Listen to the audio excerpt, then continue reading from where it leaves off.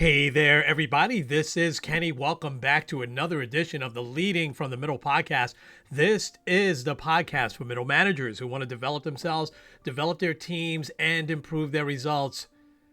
Turnover is inevitable. You just gonna have high turnover, man. You work in retail. Oh, you work in a restaurant, just folks are just gonna come and go all the time. Oh yeah, in this call center, no, there's people are gonna just come and go. In this office, people are just gonna come and go. Turnover, we can't really prevent it. It's just gonna happen. I never believed that. I don't think you do either. And so I got to talk to the guy who's strengthening manager and employee relationships to improve retention, and that is Douglas Brown. And Douglas and I had a great conversation of why turnover really isn't inevitable. What's the manager's role when it comes to retention? What's HR's role? What's senior leadership's role? What are three core ways and practical ways we can retain and improve our retention rates? You don't want to miss a second of this important podcast. Let's get at it. This episode is brought to you by Kitcaster. Kitcaster books you on top podcasts. How do funded startup founders attract prospects and talent? Podcast interviews. How do entrepreneurs with exits find new deals? Podcast interviews. How do C-suite execs differentiate in crowded markets? Podcast interviews. Kitcaster books you on top podcasts. Click the link in the show notes for a special offer. Celebrate good conversation. Hey there, everybody. This is Kenny. Welcome back to another edition of the Leading from the Middle podcast. I have got a terrific leader today, and I was just telling him before we hit record how excited I am for him to be talking to you guys about the topic that he's an expert in. So without further ado, I want to introduce the man who is strengthening manager-employee relationships to improve retention. Don't we need that? Douglas Brown has joined us today. Douglas, it is so great of you to join us. How you doing, sir?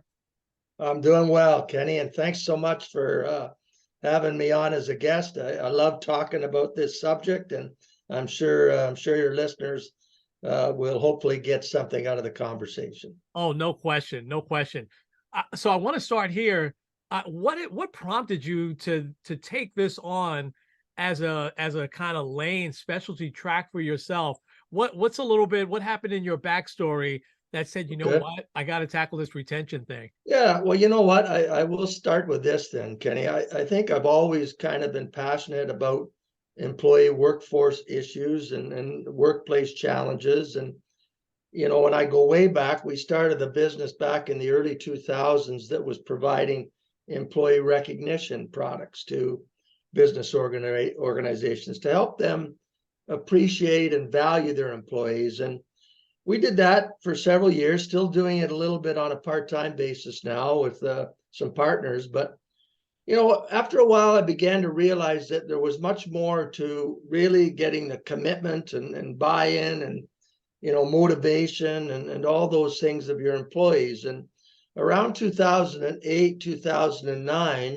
we started an organization called Engage to Perform. And that organization was focused on employee engagement surveys. Mm-hmm. And we ran that for 12, 13 years. And, you know, we really had a chance, Kenny, to do a deep dive into employee needs and their interests and their goals and their desires, and as well as, you know, challenges and disconnects and frustrations. And mm-hmm. You know, so really it was a wealth of data that we collected. And then around, I'd say, 2021, so a few years ago, we started to read about the Great Resignation. And there was a lot of information published on that.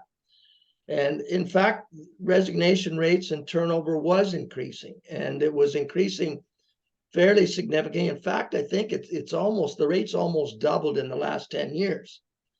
And well, to the point, I'd say that, you know, a lot of organizations even have trouble now or difficulties retaining new hire employees for even 18 months or 2 years. Yeah. You know, they're there for a short tenure and they're gone. So anyways, we felt we had something to offer. We felt that, we had some solutions and value that we could offer business organizations that want to improve the retention rates. And our focus really is on the manager-employee relationship. Hmm. And that's really what's brought me to where I am today. Wow. Okay. That's awesome. That's awesome. Um, it's so, I think employee turnover is not inevitable, right? I think people are going to leave, but as you mentioned, 18 months, a year. I know in the retail space, man, we were happy sometimes if Yeah. they stayed that long, but I never felt like it was out of my control. Sometimes circumstances happen with people that are. Yeah. And I think I don't think I know you feel that way very strongly. So let's start here. Why is employee retention so important? There's a wealth of reasons, but just to comment on your other point that you just mentioned, I don't think it's realistic to hold on to anybody for certainly a lifetime of a career. Oh, right, right. It would be an absolute rarity. Yeah. Um, is it possible to hold on to them for 10 years? Maybe. Hmm. Um, would 10 years be better than a year and a half? Absolutely. Yeah. So I think why it's important is that the workplace is changing so much, and employees want to have a satisfying, fulfilling career. So if it's not meeting some of their needs some way somehow, chances are they're going to leave. Now, the reason why it becomes so important is there's significant costs Yeah. associated with turnover. Yes. That's probably the number one thing. And those costs they're both direct costs where you have, recruiting companies, hiring ads, interview time, all these kind of things. But there's also many indirect costs that often organizations don't realize that decrease profits. And these are things like overtime, loss of productivity, quality challenges, impact on brand, and the list goes on, Kenny. And Yeah. so, in fact, the indirect costs, when you sit down and you really analyze it and look at it, are often just as much or more than the direct cost. Yeah. So that's probably the number one reason that I think it's an issue. The second thing I'd say is that it's becoming more difficult to find replacement talent. And we're seeing this in a number of industries and sectors where, it can take them a year and a half to replace, someone that's resigned. And that is because, they might be looking for certain qualifications, but there's also labor shortages in many industry sectors. You look at the healthcare sector where they're really struggling to retain nurses or to Yeah. attract nurses. So that's the second thing. And then you get into other things like loss of knowledge, loss of relationships that affect things like customer service. And so there's probably 4 or 5 or 6 key things if we really looked at it that make employee turnover really a concern today, and something that should be addressed. Yeah. Yeah. Yeah. Absolutely. I my wife and I were out to dinner Friday night, and this hasn't happened for a little while, but very nice, relatively known restaurant here on Long Island. And we were having a tough time getting a waiter to come to our table, and Oh I yeah. turned around and counted, and he had 10 tables that he was taking care of. Oh boy. This was a Friday night, Yeah. and I only saw like two other waiters in the whole, and I'm like, either several folks called out sick, or like you just said, they're having such a tough time hiring and replacing people, making it even more important. I I love, Douglas, that you get really specific in talking about everybody's role in the organization to really help with retention. So I want to tap on three that you really hit on, and you give some great advice on: the manager's role, HR's role, and senior leadership's role. Let's start with the direct manager's role. What are some things that direct manager could really do to help or help bring retention up and lower turnover? Yeah, no, that's a great question, Kenny. And I've always believed in, our studies and research and survey work and things like that is kind of underscored this or emphasized it, is that the manager plays a crucial, if not critical, role. And the reason being is that they control, or a better word might be influence, many of the drivers that affect retention. Yeah. We've often heard many employees say, or it's been written about and things like that, people don't quit companies, they quit managers. So if there's lack of a relationship there, or lack of trust, or poor communication, or these kind of things, it can significantly affect the employee's work experience. And if that becomes frustrating and difficult for them, there's a chance that when they get that call from the headhunter or the recruiter that, hey, we might have an opportunity available for you, they're much more likely to say, I'd like to learn more. I'd like to hear what they have to offer. Yeah. So that it is really important. But when I talk about those retention factors, it's things like, appreciating the employee and valuing the employee, and, recognizing their effort and their achievement. It's about, giving the employee a level of autonomy or independence to do their job. No one likes to be micromanaged and these kind of things. So it's sometimes managers can be seen as critical if they're commenting on poor performance or things like that. There's, the manager plays a key role in building that work environment within the organization, and that affects things like morale and teamwork and camaraderie and things like that. Employees want to have an opportunity to provide their input and suggestions on how things can be improved and what might be done better. And if the manager doesn't take those suggestions to heart, the employee withdraws a little bit. They're not as active in submitting new ideas or suggestions, because they kind of put their hands up and they say, well, what's the point? He doesn't listen or care. She's not interested in what I have to say. So there's many things that the manager really controls, and I hope that answers your question. It really does. I want to tie in with something else that you said that I totally agree with. I saw where you had said that if it's a company-wide program, it probably is not going to work that well, that it's really more at the grassroots level. So if we're going back now to that leader, Douglas, what is there any special training when that leader is promoted? Is there some things that the managers should be looking at as skills of that leader? Talk a Yeah. little bit more about that and how it gets more specific to I'd be leaders. happy to. And that's a great question as well. I just read an article just yesterday, I think, that talked about the challenge that managers face when they're put into a leadership role and that they don't get the support or training or resources that they need to do it properly. Hmm. And oftentimes they're promoted or put into a role because of their performance abilities or because of their knowledge and their skills in certain areas. But that doesn't necessarily always translate in being able to lead people. And to be able to lead people and motivate people and build loyalty and trust and all those things, it takes a different skill set, Kenny. Yes. So, it is important. I wanted to go back. There was something I missed in your question there. I apologize, but No, that's okay. I had mentioned that you had said that if it's just a company-wide right. program, yeah, Yeah, that's what I wanted to comment on. yeah, Let's take recognition programs as an example. yes, The company decides, listen, we want to value and recognize and appreciate our employees.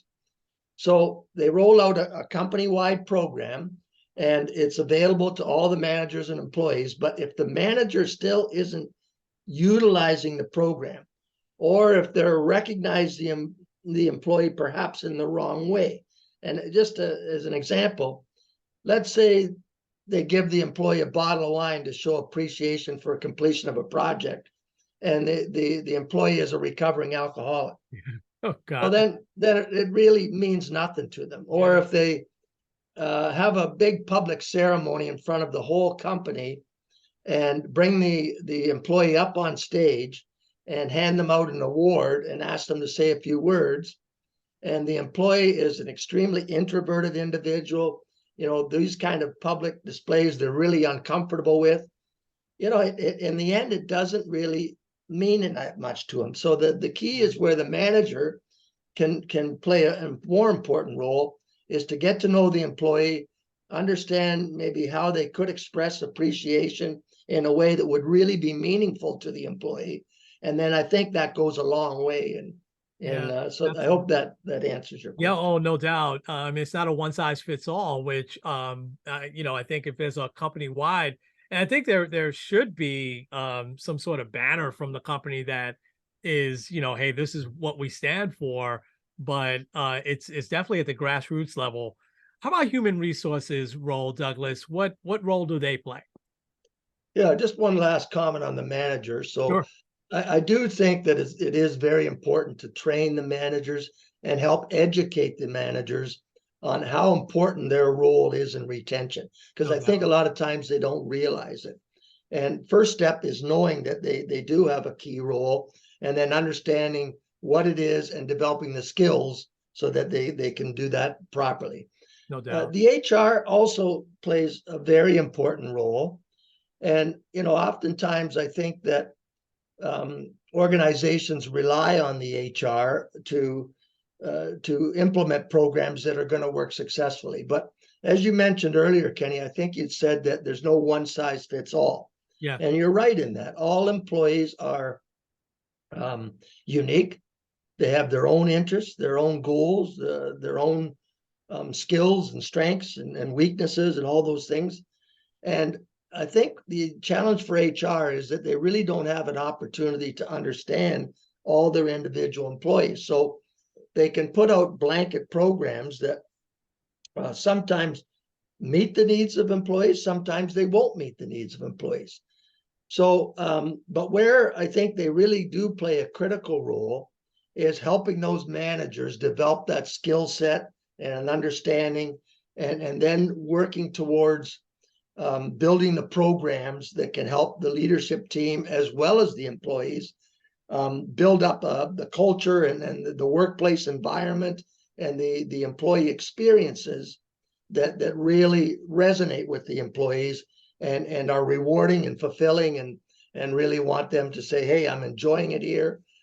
Money's one thing, and I never discount money because it Right. is important. Yes. But beyond salary and compensation, there are a number of other things that are very important to employee.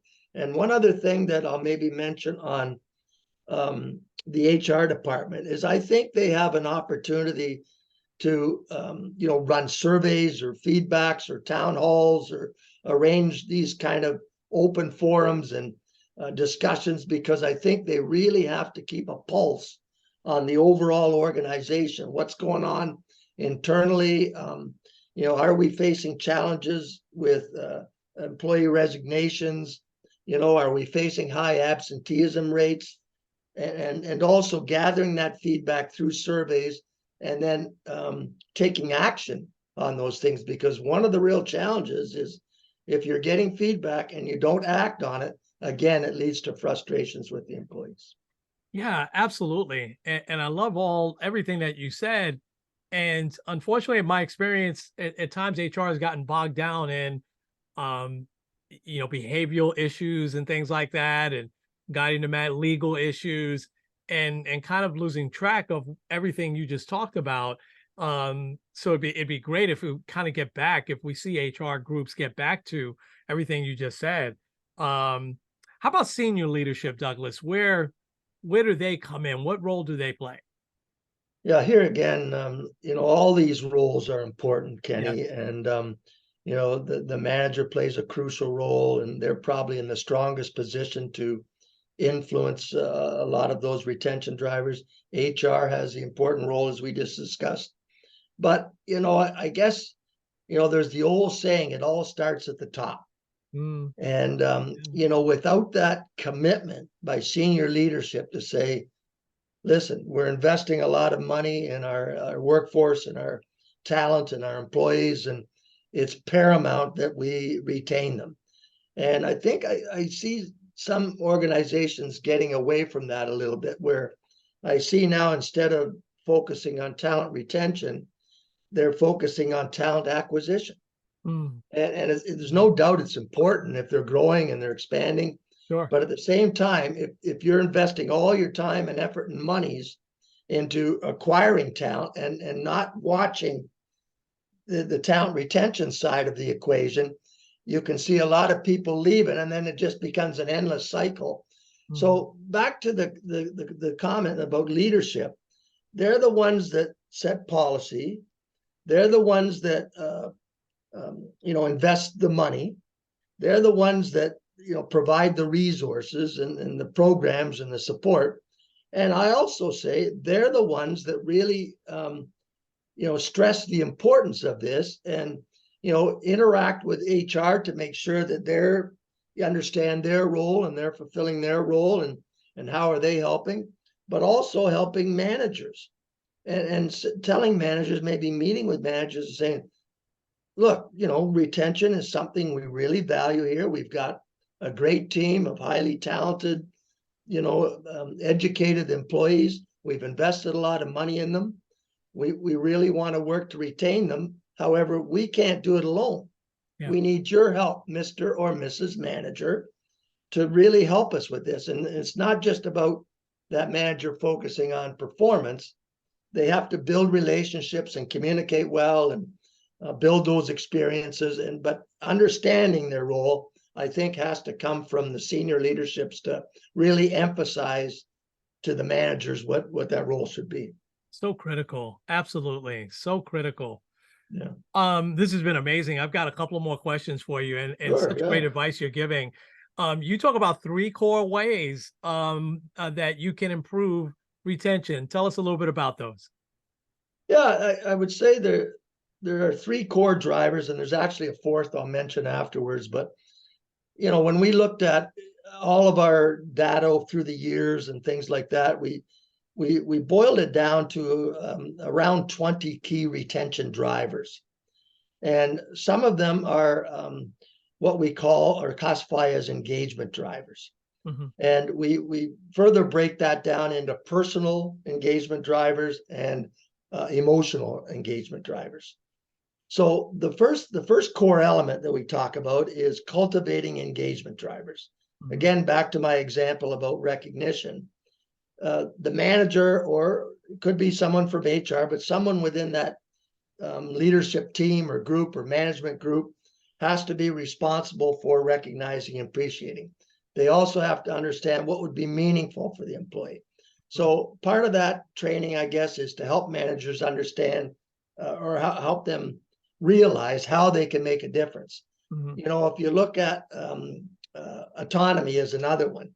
It's a matter of kind of helping them understand that, the way they interact and the way they lead and the way they manage performance can affect employees. And they have to kind of be wary about, being too, micromanaging, for lack of a better word. So anyways, there's about 17, 18 key retention drivers that affect employee engagement. And employee engagement, of course, is important to building trust and relationships and, happiness in their career and things like that. The second core driver that we focus on is the employee experience. And what we encourage managers to do, Kenny, is really sit down and talk to employees and basically ask them, what are you looking for in your work experience? Mm-hmm. Because oftentimes managers don't know. Mm-hmm. And quite frankly, they're not mind readers. Mm-hmm. I don't think, any new employees or even employees that have been there for a few years, they've never really had that discussion in a lot of cases. And as I said, they can't know what the employee is expecting or what they want. But if they get a sense of, hey, this person wants more challenge, or, they have some scheduling conflicts and they have to work around that, or, there's a host of other ones as well. But unless the manager knows that, there's very little he can do to meet those needs. Mm-hmm. And if he's flexible enough and understands enough about that employee, they can help shape and influence that employee's career experience to the point that they're more satisfied, or they enjoy it more, or those kind of things. So that's the second core one. Mm-hmm. And then the third one, Kenny, is really related to career development. Mm-hmm. And I think in many generations and many employees, they start a new career, they want to make progress, they want to see some growth, they want to learn and grow in their new position, and they want opportunities to advance and things like that. But I think it's important that they manage their own careers, but they can't do it alone. Mm-hmm. They need to have some support and assistance from somebody in the management level to guide them and support them. Maybe it's they've always wanted to work in customer service, but they're in an administrative job right now and they're doing well, but maybe that manager can provide an introduction to the manager of the customer service team. Or maybe that manager can get them some specific training Yeah. that would help them build their skill set, so that when the opportunity does come available, they have a chance to maybe move into something that they would enjoy. They have great people skills. That's an area that they want to work in. So, but it starts with a plan. It starts with understanding strengths, assessing strengths a little bit, providing some support where it's needed, so that they get a dynamic career plan in place that can move them the direction they want to go. Yeah. Wow. That's awesome. Those are three dead on things that can be done, that are reachable. Yeah. Here's my last regular question for you, and then I want to make sure we leave time to for you to let folks know how they can connect with you. Douglas, what are some of the really best ways that I can measure and know that what I'm doing here with employee retention is working? What are some return on investment things that I can really grab Yeah. onto and say, okay, I'm on the right track, or I'm not on the right track yet? Yeah, we have a couple of tools, and maybe I can tell you a little bit about them. But I think, in essence, Kenny, it's really about getting feedback from your employees, and you can certainly use some metrics. Like, you can see if your retention rate is up or down. You can see if your turnover rate is kind of increasing. You can monitor absenteeism levels. You can monitor the length of tenure for new hires. You can monitor replacement costs and hiring costs, and there's a number of metrics that you can measure that will all shed some light on that. But I think getting down to a lot of companies, just another one is they'll conduct exit interviews, or some companies are doing stay interviews. Yeah. And that can also shed some light on the issue. But I think the core piece there is really trying to get a sense of, is their work fulfilling? Is it rewarding? And I would also say, what can be done beyond compensation? Mm-hmm. And I think many organizations focus a little bit too much on the compensation side of things. Mm-hmm. And I don't mean to downplay that. Cost of living is going up, everything is getting expensive. So people need a competitive salary to live.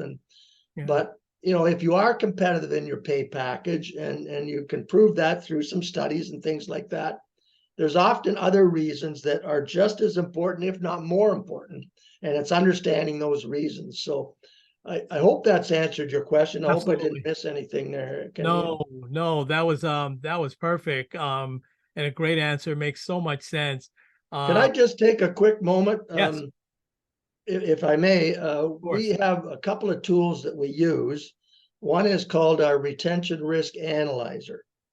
And it's basically a survey mechanism that is meant to gain feedback from the employees on those key 20 retention drivers that I mentioned earlier in our discussions. And really, I think that gives them employers or companies a sense of, hey, we're really strong in this area, but these things are not quite as good as we'd like them to be, and we have an opportunity to take some action to improve that. So again, it goes back to that employee feedback, but knowing that compared to retention drivers that we know are there based on our survey results is important. And the second one I'll mention is we have another tool called the Business Case Calculator.